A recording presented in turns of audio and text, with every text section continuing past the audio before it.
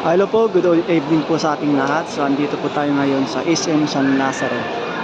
So ito po yung parang activity center po dito sa SM San Lazaro. May mga naka-display pong art. Sabi po doon, Art for Everyone, July 2026. Ayan. So marami pong mga painting po na naka-display.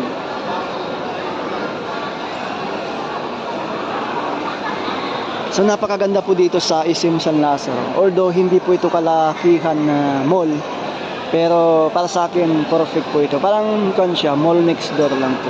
Bali 3-story po siya. May mga sinihan, may mga Ace Hardware. Parang ito yung right side po ng mall. Ayan. So, ang isang mall kasi para sa akin, hindi kailangan na napakalaki gaya ng MOA. Kasi yung MOA, intended po yun for, para sa mas marami talagang mga mall goers. Pero ito, parang community mall lang kasi ito. Nasa parang bara-barangay lang. Ayan. So, para sa akin, napakaganda ng ideya ng ganitong mall. So, hindi ganun karami yung tao. Tama lang. Para sa araw-araw na bilihin siguro ng mga may kaya sa buhay na nakatira sa paligid na ito. So, maganda siya.